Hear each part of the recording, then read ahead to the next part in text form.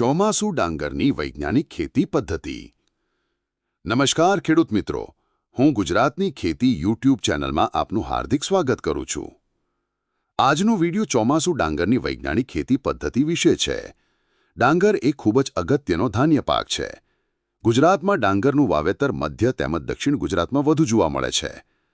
આ વિડિયોમાં ડાંગરના પાકની વાવણીથી કાપણી સુધીની તમામ માહિતીઓ, જેવી કે પાકને અનુકૂળ હવામાન, જમીનની તૈયારી, વાવણીનો યોગ્ય સમય, બીજ દર, પસંદગી, તેની માવજત, ધરુવાડિયામાં શું કાળજી રાખવી જોઈએ, ફેર રોપણી, નીંદણ નિયંત્રણ, ખાતર વ્યવસ્થાપન જેવી દરેક માહિતી આ વિડિયોમાં જોવા મળશે। અને હા, ખાસ વાત કે વિડિયોમાં આપેલ દરેક માહિતી સરકાર માન્ય યુનિવર્સિટી દ્વારા કરેલ ભલામણને આધારે જ કરવામાં આવેલ છે। સૌપ્રથમ આપણે જાણીએ કે ડાંગરનું વાવેતર કેવી રીતે કરવામાં આવે છે। ગુજરાતમાં ડાંગરનું વાવેતર રોપાણ એટલે પહેલા ધરુવાડિયું તૈયાર કરવામાં આવે, ત્યારબાદ તેને ખેતરમાં રોપવામાં આવે, અને ઓરાણ એટલે સીધા બીજ દ્વારા વાવેતર કરવામાં આવે છે। ગુજરાતમાં રોપાણ ડાંગર પદ્ધતિથી વાવેતર વધુ પ્રમાણમાં કરવામાં આવે છે। ડાંગરના પાકને અનુકૂળ હવામાન। ડાંગરના પાકને ગરમ અને ભેજવાળું હવામાન અનુકૂળ આવે છે। પરિપક્વ અવસ્થાએ તેને 20 થી 25 સેલ્સિયસ તાપમાન માફક આવે છે। જમીનની પસંદગી અને તૈયારી। ડાંગરના પાક ઓછા નિતારવાળી મધ્યમ ગોરાળુ કે કાળી જમીન વધુ ભેજ સંગ્રહી શકે તેવી અથવા ક્યારીની જમીન વધુ અનુકૂળ રહે છે। ઓછા વરસાદી વિસ્તારોમાં જ્યાં નીચાણવાળી જગ્યાએ પાણી ભરાઈ રહે તેવી કાંપની જમીનમાં પણ રોપાણ ડાંગર સારી રીતે લઈ શકાય છે। રોપાણ ડાંગર માટે રોપણીના 15 દિવસ પહેલા જમીનમાં હેક્ટરે 10 ટન મુજબ છાણિયું ખાતર આપવું અથવા રોપણીના 1 થી 1.5 માસ અગાઉ હેક્ટરે 40 થી 50 કિલોગ્રામ શણ અથવા એકડનું વાવેતર કરી રોપણીના 1 અઠવાડિયા પહેલા લીલો પડવાશ કરવો। લીલો પડવાશ કરવાથી હેક્ટરે 70 કિલોગ્રામ નાઇટ્રોજન જમીનમાં ઉમેરાય છે। મધ્યમથી ઊંડી ખેડ કરી ખેતરમાં 2 વખત ઘાવલ કરવું, જેથી પાણીનો વ્યય ઓછો થાય છે અને મૂળ જમીન સાથે સારી રીતે સ્થાપિત થાય છે। આખા ખેતરમાં પાણીનું સમાન સ્તર જાળવવા સમારમારી જમીન સમતળ કરવી, સમાર મારતા પહેલા પાયાના ખાતરો આપી દેવા। ઓરાણ ડાંગર માટે આખા ખેતરમાં પાણીનું સમાન સ્તર જાળવવા સમારમારી જમીન સમતળ કરવી, સમાર મારતા પહેલા પાયાના ખાતરો આપી દેવા। ચોમાસામાં વરસાદની શરૂઆત થયે ખેતરમાં હેક્ટરે 10 ટન મુજબ સારું કહોયેલ છાણિયું ખાતર નાખી આડી ઊભી 2-3 ખેડ કરી જમીનમાં ભેળવવું અને સમારમારી જમીન તૈયાર કરવી। હવે વાત કરીએ વાવણીનો સમય। જો વાવણી રોપાણ પદ્ધતિથી કરવાની હોય તો ધરુવાડિયું મોડામાં મોડું જૂન માસના પ્રથમ પખવાડિયામાં નાખી દઉં, જેથી ડાંગરની ફેર રોપણી સમયસર જુલાઈના પ્રથમ પખવાડિયામાં થઈ શકે। જો વાવણી ઓરાણ પદ્ધતિથી કરવાની હોય તો પિયત આધારિતમાં જૂન માસના છેલ્લા અઠવાડિયાથી જુલાઈના પ્રથમ પખવાડિયા સુધીમાં વાવણી કરવી। જો વરસાદ આધારિત વાવણી કરવાની હોય તો વરસાદની શરૂઆત થયે વાવણી કરી દેવી જોઈએ। બીજ દર અને તેની પસંદગી। રોપાણ ડાંગરમાં ઝીણા દાણાવાળી જાતો માટે હેક્ટરે 20-25 કિલોગ્રામ, જ્યારે જાડા દાણાવાળી જાતો માટે 25-30 કિલોગ્રામ બિયારણનો દર રાખવો। ઓરાણ ડાંગર માટે હેક્ટરે 50 થી 60 કિલોગ્રામ મુજબ બિયારણનો દર રાખવો। યોગ્ય જાતની પસંદગી।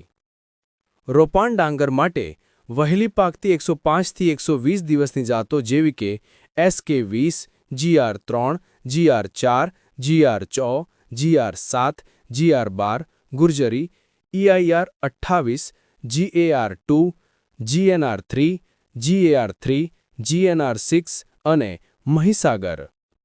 મધ્યમ મોડી 121 થી 135 દિવસ પાકતી જાતો જેવી કે GR11, જયા, IR22, GR103, NAUR1, GNR2, GNR5, GAR13, GAR14, GR21, GAR22।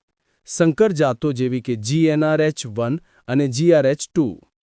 ડાંગરની સુગંધિત દાણાવાળી જાતોમાં વહેલી પાકતી જાત GAR1, મધ્યમ મોડી પાકતી GAR14, મોડી પાકતી GAR101, GAR102, નર્મદા GAR104 પસંદ કરવી।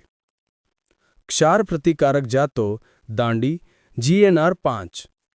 ઓરાણ ડાંગર માટે પિયત આધારિત વાવણી માટે GAR201, આણંદ અક્ષત, મહીસાગર, ગુર્જરી, NAUR1, GNR1, આરતી વગેરે જાતોની ભલામણ કરવામાં આવે છે।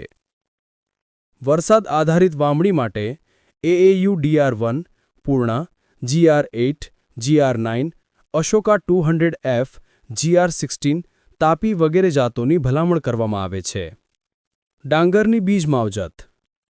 ડાંગરમાં આવતા મોટાભાગના રોગો જેવા કે જીવાણુથી થતો સુકારો, કરમોડી કે દાહ, બ્લાસ્ટ, બદામી ટપકા, જૂઠો અંગારિયો વગેરે બીજજન્ય રોગો છે જેનો ચેપ બીજ સાથે લાગેલ હોય છે, જેથી બીજ માવજત કરવી જરૂરી છે. રોપાણ ડાંગરમાં સૂકી બીજ અને ભીની એમ 2 માવજત આવે છે. સૂકી બીજ માવજતમાં બ્લાસ્ટ અને બદામી ટેપકા જેવા ફૂગજન્ય રોગો માટે 1 કિલોગ્રામ બીજ દીઠ 3 ગ્રામ કેપ્ટાન, થાયરમ અને કાર્બેન્ડાઇઝિમ જેવી દવાનો પટ આપીને જ બીજ વાવવા. ભીની બીજ માવજતમાં સુકારા રોગ માટે 25 કિલોગ્રામ બિયારણ 24 લીટર પાણીમાં 6 ગ્રામ સ્ટ્રેપ્ટોસાયક્લિનના દ્રાવણમાં બીજને 10 કલાક બોળી રાખ્યા બાદ છાંયે સૂકવીને પછી જ વાવણી કરવી. આમ બીજથી ફેલાતા રોગોને અટકાવવા માટે બીજની માવજત કરવી જરૂરી છે. ઓરાન ડાંગર માટે 1 કિલોગ્રામ બીજ દીઠ 3.0 ગ્રામ મુજબ કાર્બેન્ડાઇઝિમ 50 વેપા અથવા 20થી 25 ગ્રામ થાયરમ 75% દવાનો બીજને પટ આપવો. તેમજ વાવણી વખતે હેક્ટરે 2 કિલોગ્રામ પ્રતિ 500 મિલીલીટર મુજબ જૈવિક પ્રવાહી કન્સોર્ટિયમની બીજને માવજત આપવી, જેથી રોગને અટકાવી વધુ ઉત્પાદન લઈ શકાય. હવે વાત કરીએ ડાંગરના ધરુવાળિયામાં કઈ કઈ બાબતોનું ખાસ ધ્યાન રાખવું જોઈએ. જેમાં આપણે જોઈશું કે વાવણીથી ફેરરોપણી સુધી કઈ કામગીરી ક્યારે કરવી જોઈએ. સૌપ્રથમ તો ધરુવાળિયું મોડામાં મોડું જૂનના પ્રથમ પખવાડિયામાં કરી દેવું, જેથી સમયસર ફેરરોપણી થઈ શકે. ધરુવછાડિયું રસ્તાની નજીક, પિયતની સગવડતા હોય, સહેજ ઊંચાણવાળી, નિંદામણ મુક્ત અને અગાઉના વર્ષે તે વિસ્તારમાં ઉગાડેલ ડાંગરમાં કોઈ રોગ આવેલ ન હોય તેવી જગ્યાએ કરવું. જેટલા વિસ્તારમાં રોપણી કરવાની હોય તેના 10મા ભાગના વિસ્તારમાં ધરુવાળિયું નાખવું. 1 હેક્ટરની રોપણી માટે 10 ગુંઠા જમીનમાં ધરુવાળિયું બનાવવું. તેના માટે 1 મીટર પહોળા, 10 મીટર લાંબા અને 15 સેન્ટીમીટર ઊંચાઈના ગાદી ક્યારા બનાવવા.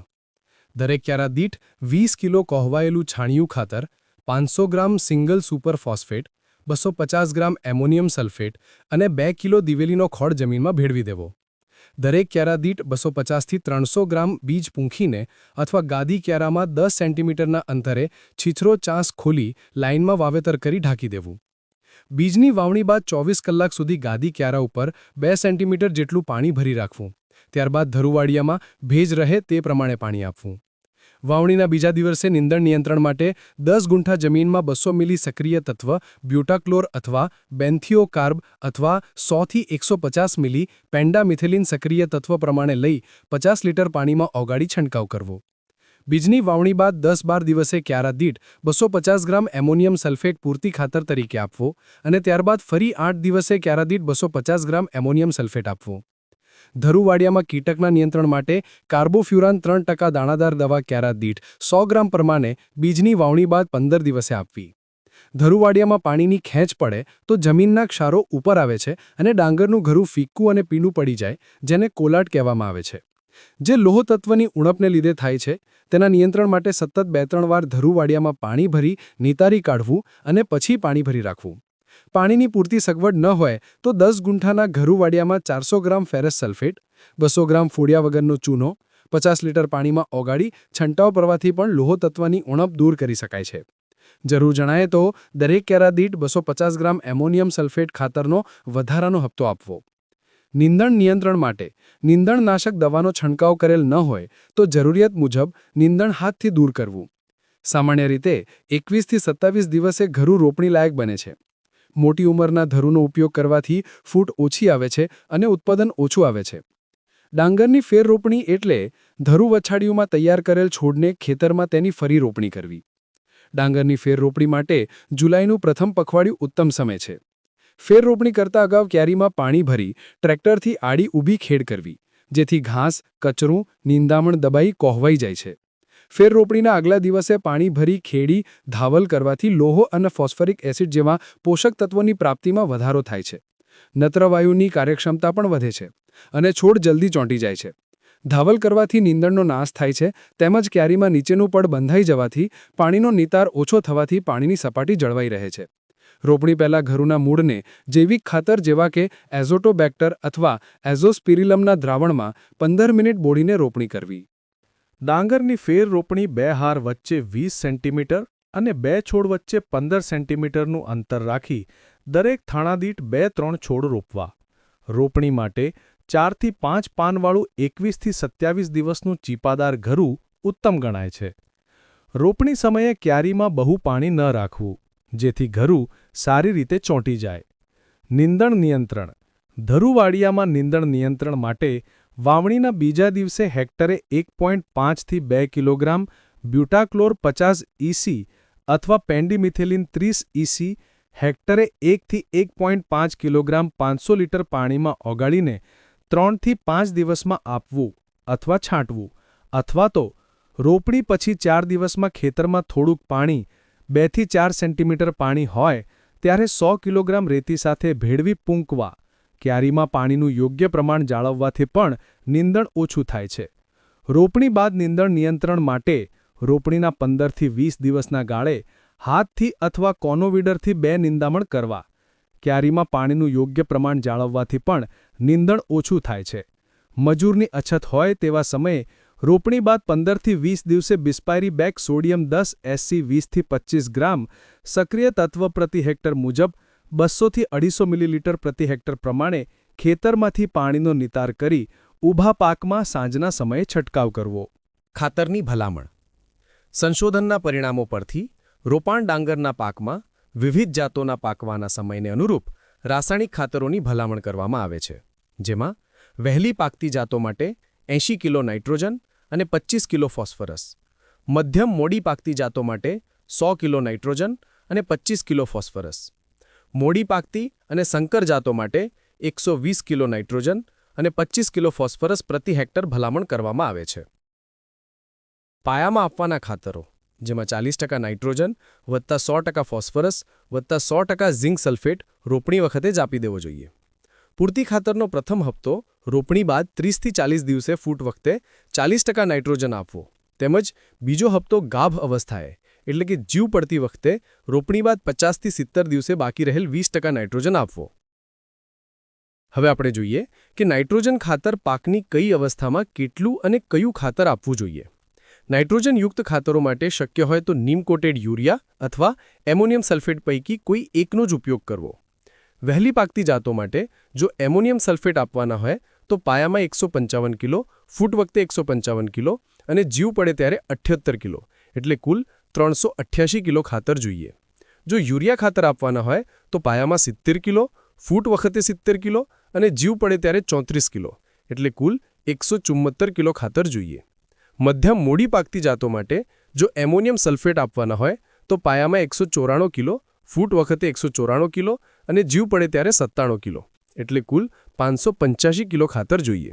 જો યુરિયા ખાતર આપવાના હોય તો પાયામાં 104 કિલો, ફૂટ વખતે 104 કિલો અને જીવ પડે ત્યારે 53 કિલો એટલે કુલ 261 કિલો ખાતર જોઈએ.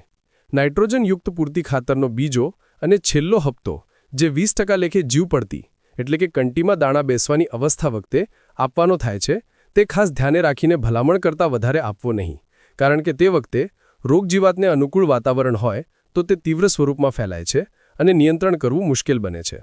પિયતનું વ્યવસ્થાપન. રોપણી બાદ 3 થી 4 દિવસ સુધી ખેતરમાં 2 થી 3 સેન્ટીમીટર પાણી રાખવું જરૂરી છે. ફૂટ અવસ્થામાં એટલે કે રોપણી બાદ 40 થી 45 દિવસ સુધી પણ 2 થી 3 સેન્ટીમીટર પાણી જાળવવું જોઈએ. જીવાળ પડવાની અને ફૂલ નીકળવાની અવસ્થામાં જે રોપણી બાદ 55 થી 70 દિવસે 5 થી 6 સેન્ટીમીટર પાણી જાળવવું જરૂરી છે. દૂધિયા દાણા આવવાની અવસ્થા એટલે કે રોપણી બાદ 70 થી 80 દિવસ દરમિયાન ખેતરમાં 5 થી 6 સેન્ટીમીટર પાણી રહેવું જોઈએ. દાણાની અવસ્થા એટલે કે રોપણી બાદ 80 થી 95 દિવસમાં પણ 5 થી 6 સેન્ટીમીટર પાણી પૂરતું છે. અને અંતે દાણા ભરવાની અવસ્થા જે રોપણી બાદ 100 થી 120 દિવસમાં આવે છે તેમાં ખેતરમાં આશરે 2 સેન્ટીમીટર પાણી રાખવું જોઈએ. હવે જોઈએ કે ડાંગરના પાકમાં નિતાર આપવાનો સમય અને તેના ફાયદા. વહેલી અને મધ્યમ મોડી પાકતી જાતો માટે 30 થી 35 દિવસ વચ્ચે એકવાર નિતાર આપવો અને મોડી પાકતી જાતો માટે પ્રથમ 35 થી 40 દિવસ વચ્ચે અને બીજો 50 થી 55 દિવસ વચ્ચે નિતાર કરવો. નિતારનો ગાળો 5 દિવસનો રાખવો. નિતાર કરવાથી શું ફાયદા થાય? નિતાર કરવાથી મિથેન જેવા ઝેરી વાયુ કે પદાર્થ કે જે કાયમી પાણી ભરી રાખવાને કારણે ઉત્પન્ન થતા હોય છે તેનો નિકાલ થવાથી પાકનો વિકાસ સારો થાય. તેમજ ક્યારી ખાલી થવાથી મૂળને પ્રાણવાયુ મળી રહે છે અને તેના કારણે પોષક તત્વોનું શોષણ મૂળ વધુ સારી રીતે કરી શકે છે. હવે વાત કરીએ કાપણી વિશે. ડાંગરમાં કંટી નીકળ્યા બાદ એટલે કે ફૂલ ખીલ્યા બાદ 25 થી 30 દિવસે ડાંગરનો પાક લણવાને લાયક બને છે, જેથી આ સમયે ડાંગરની સમયસર કાપણી કરવાથી ચોખાનું પ્રમાણ વધુ મળે છે. ડાંગરના મૂળિયામાંથી દાણા છૂટા પાડ્યા બાદ સામાન્ય રીતે તેને સૂર્યના તાપમાં સૂકવવામાં આવે છે. સંગ્રહ વખતે દાણામાં 10થી 12% કરતાં વધુ ભેજ ન હોવો જોઈએ. કાપણી સમયે સૂકવવાની રીત તથા સંગ્રહ કરવાની રીત ઉપર ડાંગરના મિલિંગ વખતે આખા અને ભાંગેલા ચોખાના પ્રમાણનો આધાર રહેલો છે. ખેડૂત મિત્રો, આ વિડીયોમાં આપણે ડાંગરની વાવણીથી કાપણી સુધીની દરેક માહિતી જોઈ. ડાંગરમાં આવતા રોગ અને જીવાતના નિયંત્રણ વિશેનો અલગથી વિડીયો પણ જોવા મળી જશે.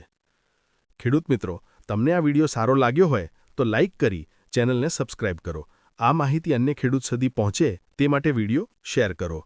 ફરી મળીશું નવા વિડીયોમાં નવી માહિતી સાથે. જય જવાન, જય કિસાન, જય જય ગરવી ગુજરાત. ધન્યવાદ.